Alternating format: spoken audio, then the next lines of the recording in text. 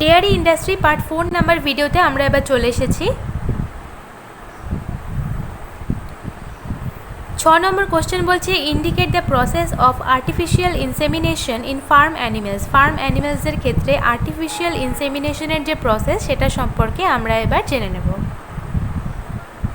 Artificial insemination সম্পর্কে বলছে it is the deliberate introduction of sperm into a female's uterus or cervix for the purpose of achieving a pregnancy through in vitro fertilization by means other than sexual intercourse. অর্থাৎ কোনো রকম sexual intercourse ছাড়াই in vitro ফার্টিলাইজেশনের মাধ্যমে কোনো ফিমেলের ইউটেরাসে অথবা সার্ভিক্সের মধ্যে deliberately sperm introduce করিয়ে দিয়ে সেই ফিমেলটাকে প্রেগনেন্সি অ্যাচিভ করার যে প্রসেস তাকে বলা থাকে হচ্ছে আর্টিফিশিয়াল ইনসেমিনেশন। নেক্সট বলছে it is a fertility treatment for human. এটা হিউম্যানের ক্ষেত্রে একটা fertility treatment and is a common practice in animal breeding.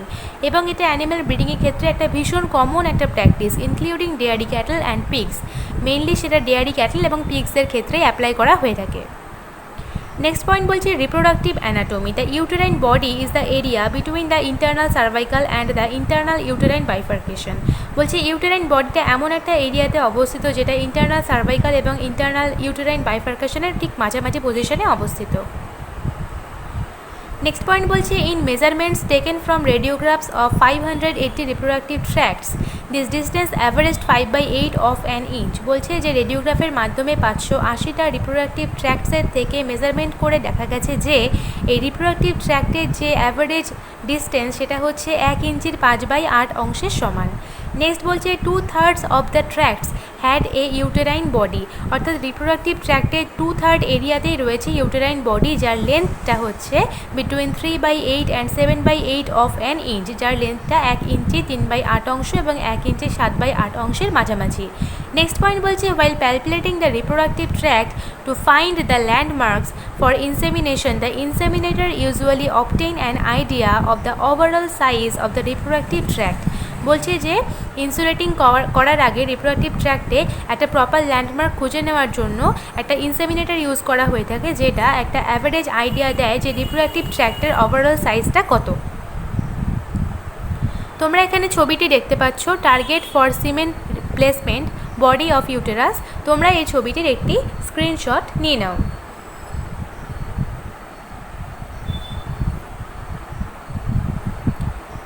এবার বলছি semen collection method. Semen collection methods সম্পর্কে বলছে various methods of collection of semen have been devised from time to time. অর্থাৎ সময়ের সাথে সাথে এই সেমেন কালেকশন করার ভ্যারিয়াস টাইপস অফ মেথড আবিষ্কার হয়েছে।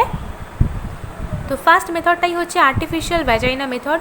বলছে the artificial vagina has the following parts. Artificial ভ্যাজাইনার following পার্টসগুলো রয়েছে, তো পার্টগুলো সম্পর্কে আমরা এবার জেনে নেব। তো ফার্স্ট পার্ট বলছে a heavy hard rubber 2 inch hose open at both ends with a nozzle for air and water inlet and outlet. বলছে একটা হেভি হার্ড রাবার ইউজ করা হয়ে থাকে যার লস হচ্ছে 2 inch এবং যেটা বোথ সাইডেই নসেলের মাধ্যমে অর্থাৎ ছিদ্রের মাধ্যমে ওপেন করা থাকে। এবং এই বোথ সাইড ছিদ্রের মাধ্যমে এই কারণেই ওপেন করা থাকে যাতে খুব সহজে এয়ার এবং ওয়াটার ভিতরে প্রবেশ করতে পারে এবং বাইরে বেরিয়ে যেতে পারে তার জন্য। নেক্সট পয়েন্ট বলছে inner sleeve of rubber or rubber liner. Inner sleeve of rubber use করা হয়ে থাকে বা রাবার লাইনার ইউজ করা হয়ে থাকে, এটা আর্টিফিশিয়াল ভ্যাজাইনার একটা পার্ট। নেক্সট পার্ট সম্পর্কে বলছে দ্য সিমেন রিসিভিং কোন অর রাবার কোন। অর্থাৎ সিমেন রিসিভ করার জন্য একটা কোন যেটাকে সিমেন রিসিভিং কোন বা রাবার কোন বলা হয়ে থাকে। নেক্সট পয়েন্ট বলছে সিমেন কালেকশন টিউব বা semen collecting tube made of glass or plastic graduated in cc and its fraction correct to 0.1 cc। বলছে সিমেন্ট কালেকশন করার জন্য যে টিউবটা ইউজ করা হয়ে থাকে সেটা মেনলি গ্লাস অর্থাৎ কাচের তৈরি বা হতে পারে সেটা প্লাস্টিকের তৈরি। এবার আমরা প্রসেস সম্পর্কে জেনে নেব। তো ফার্স্টেই বলছে insulating bag.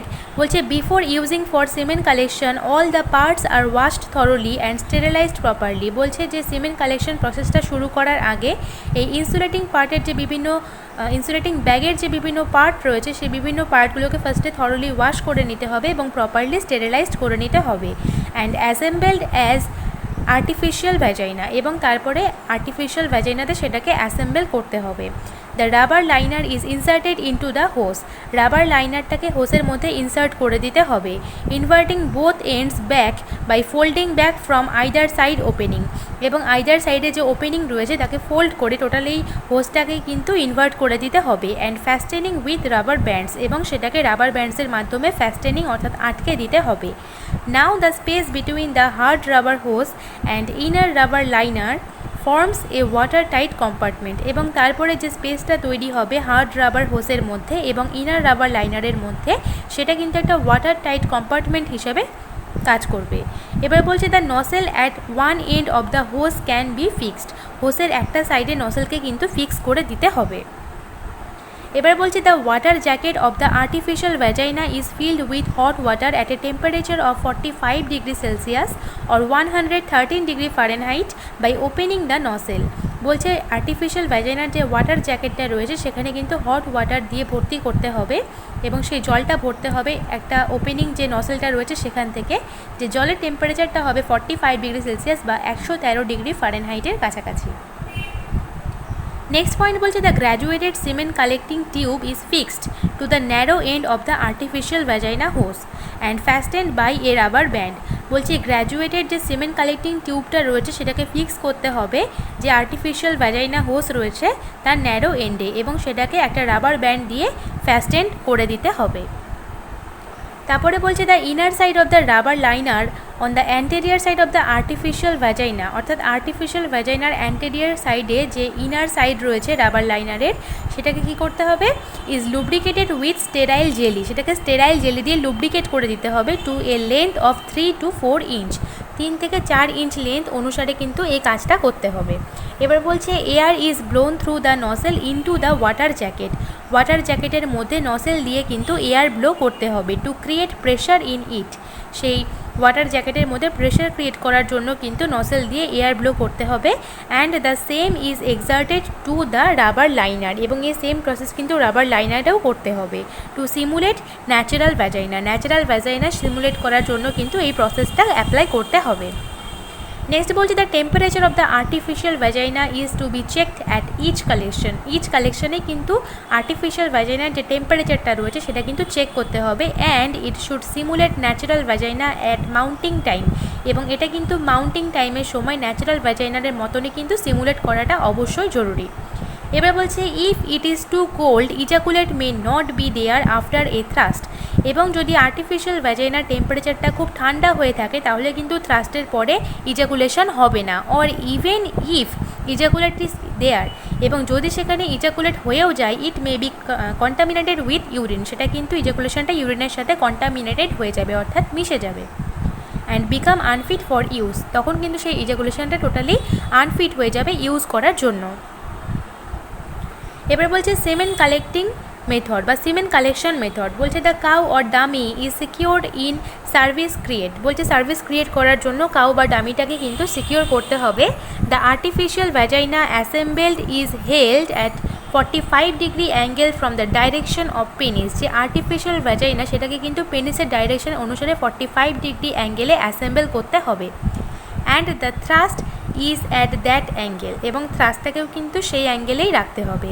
The artificial vagina is held with the left hand by a right handed person, artificial ভ্যাজাইনাটাকে কিন্তু একটা রাইট হ্যান্ডেড পারসনের লেফট হ্যান্ড দিয়ে হোল্ড করতে হবে। And when the bull mounts the cow, এবং যখন বুলটা মাউন্ট করবে কাউটাকে, the sheath of the bull will be grabbed by the operator, তখন কিন্তু অপারেটরের সাহায্যে বুলের যে শীতটা রয়েছে সেটাকে কিন্তু গ্র্যাবড করতে হবে।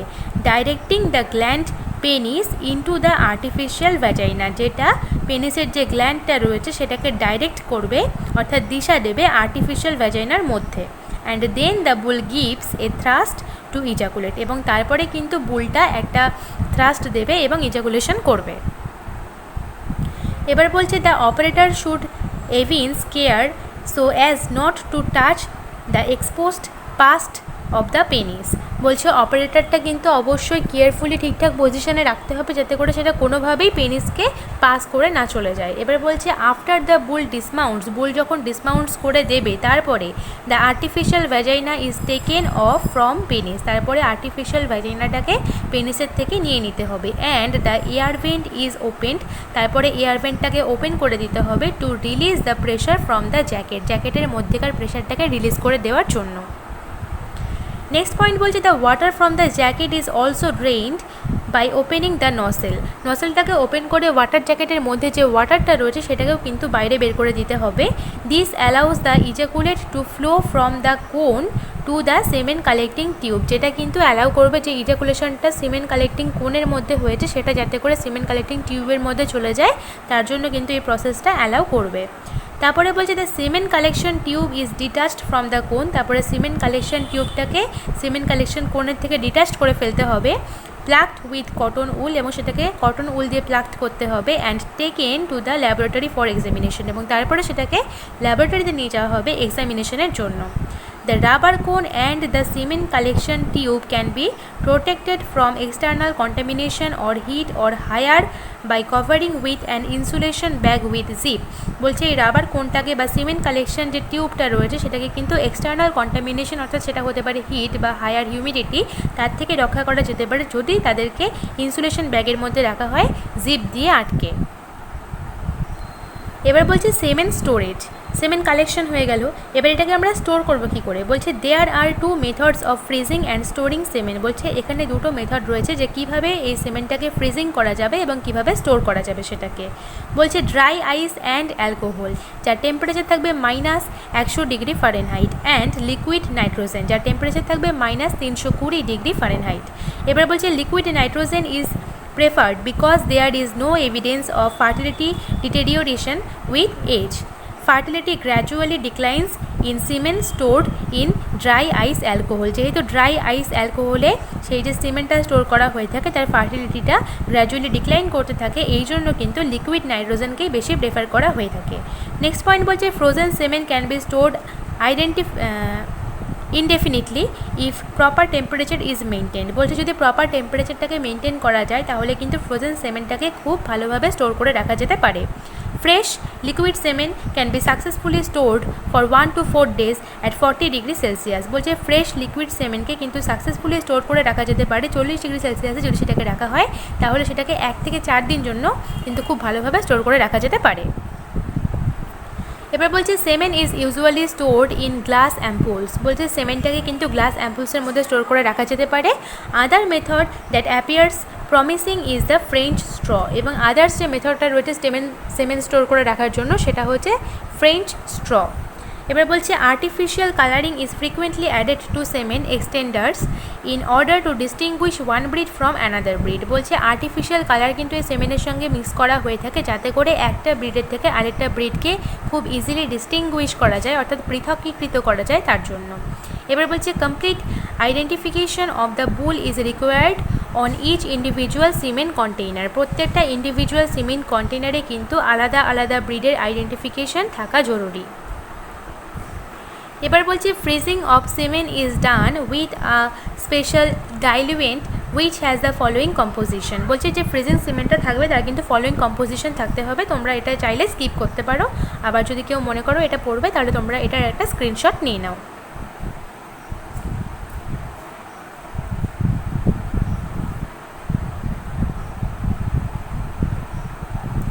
এবার বলছে the addition of glycerol to the diluent makes the cell more resistance to the rigorous of freezing and icy crystals, বলছি যে সিমেন্টটা কালেক্ট করা হচ্ছে তার সঙ্গে যে পরিমাণ কম্পোজিশন থাকা দরকার সেই কম্পোজিশনগুলো তো থাকেই, এবং তারপরে সেই ডাইলিউয়েন্টের সাথে কিন্তু গ্লিসারল অ্যাড করা হয়ে থাকে যাতে করে সেই সিমেন্টের যে সেলগুলো থাকে তাদেরকে যে রিগোরাসলি ফ্রিজিং করা হচ্ছে এবং তাদেরকে যে আইসি ক্রিস্টালসের কন্ডিশনে রাখা হয়েছে তারা যাতে সেই কন্ডিশনে ভালো থাকে তার জন্য কিন্তু সেই ডাইলিউটটার মধ্যে গ্লিসারল অ্যাড করা হয়ে থাকে, which form are smaller and smoother thus creating less damage to the spermatozoa, যেটা কিন্তু সেই স্পার্মাটোজোয়াকে স্মুথ করে দেয় এবং সেই স্পার্মাটোজোয়ার যাতে করে লেস ড্যামেজ হয় সেদিকে কিন্তু খেয়াল রাখে।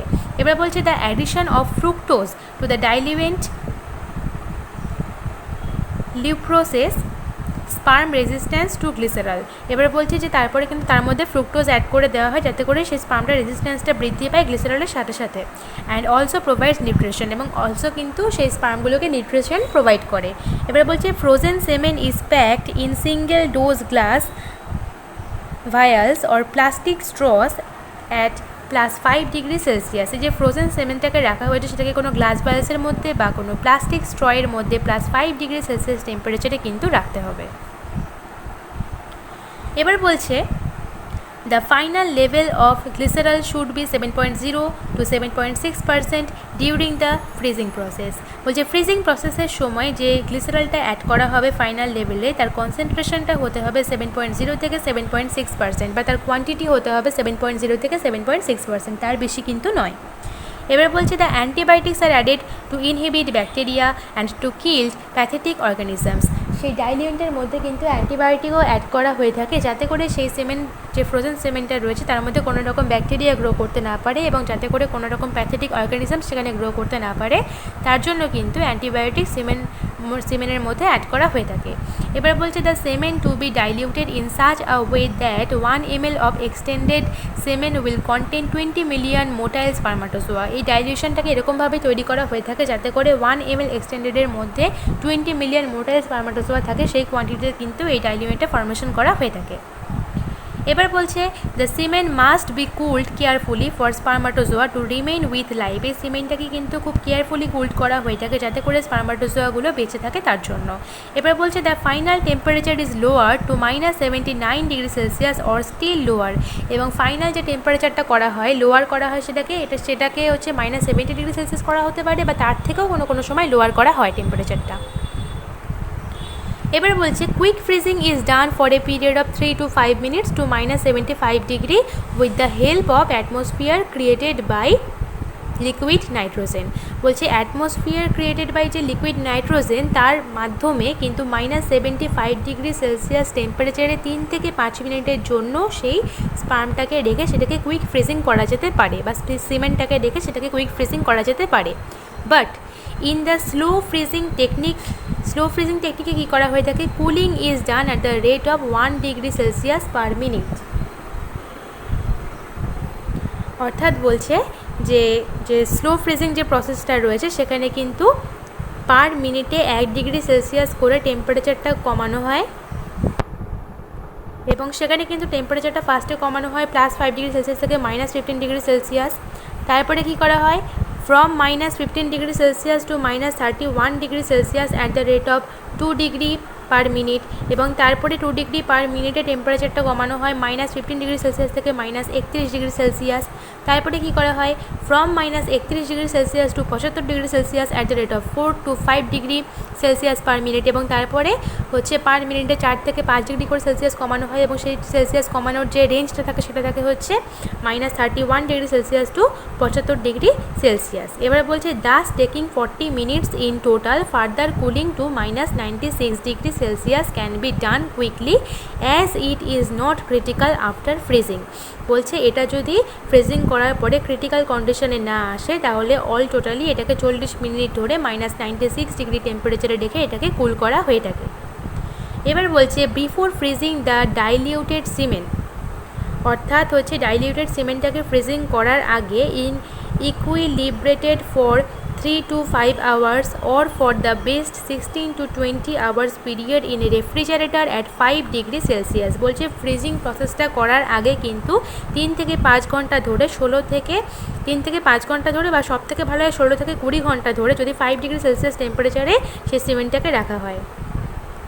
এবার বলছে liquid nitrogen plays a vital role for storing the frozen semen straws at a temperature of -196 degree Celsius for longer periods. বলছে যে লিকুইড নাইট্রোজেন একটা ভালো রোল প্লে করে এই ফ্রোজেন সিমেন্টের ক্ষেত্রে, যেটাকে হচ্ছে সিমেন্ট স্ট্রয়ের মধ্যে রাখা হয় এটা লঙ্গার পিরিয়ড ধরে, যার টেম্পারেচারটা থাকে -196 ডিগ্রি সেলসিয়াস।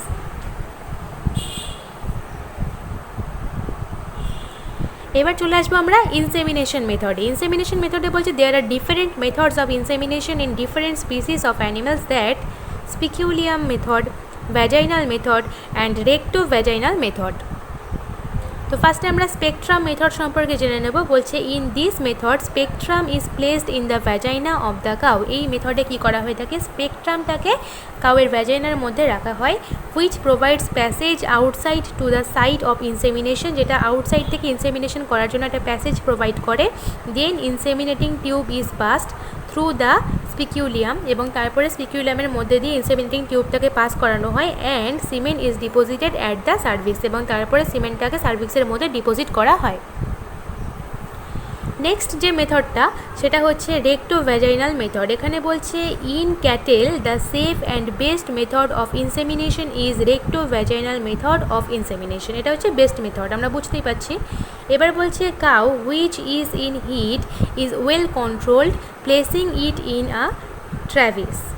নেক্সট পয়েন্ট বলছে the inseminator will get ready by wearing a plastic apron, gumboots and gloves. বলছে ইনসেমিনেটরটাকে রেডি করা হয়ে থাকে এবং সেটাকে প্লাস্টিক অ্যাপ্রন পরানো হয়, গামবুটস পরানো হয় এবং গ্লাভস পরানো হয়।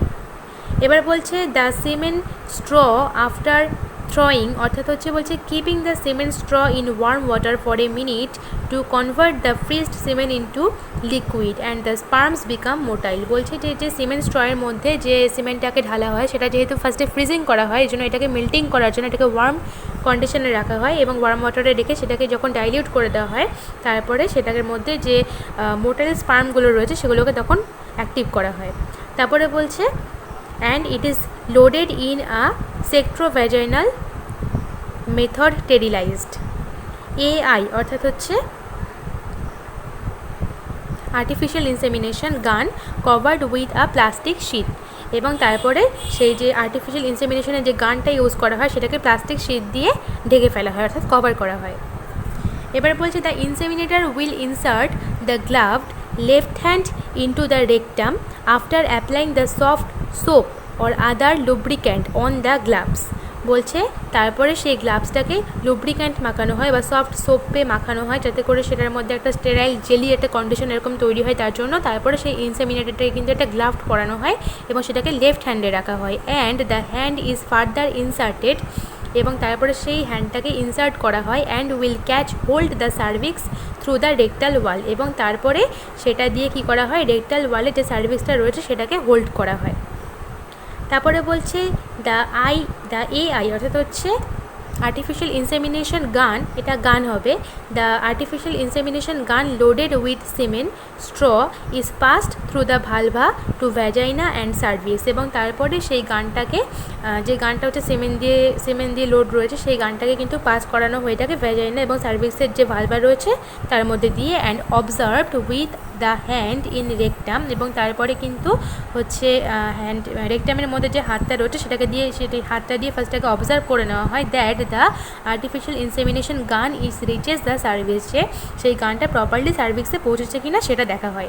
তারপরে বলছে then the semen is deposited by injecting the gun, তারপরে কিন্তু সেই গানটাকে ইনজেক্ট করে দেওয়া হয় এবং সিমেন্টটাকে সেই সার্ভিক্সের মধ্যে ডিপোজিট করে দেওয়া হয়। And after depositing the cement the gun is removed, এবং সিমেন্ট ডিপোজিট করা হয়ে গেলে গানটাকে রিমুভ করা হয়। দ্য এমটি স্ট্র অ্যান্ড শীত আর ডিসঅর্ডার্ড, এবং তারপরে এমটি স্ট্র এবং শীতটাকে কিন্তু ডিসঅর্ডার্ড করে দেওয়া হয়। তারপরে বলছে ভ্যাজাইনাল মেথড, বলছে hand is passed through the vagina. বলছে এখানে কি করা হয়, ভ্যাজাইনার মধ্যে দিয়ে হাতটাকে পাস করানো হয়। And the inseminating tube is guided by hand to the site of insemination, এবং হচ্ছে ইনসেমিনেশন সাইডে গিয়ে সেই ইনসেমিনেটিং টিউবটাকে গাইড করা হয়। অ্যান্ড সিমেন্ট ইজ ডিপোজিটেড, এবং সিমেন্টটাকে ডিপোজিট করে দেওয়া হয়।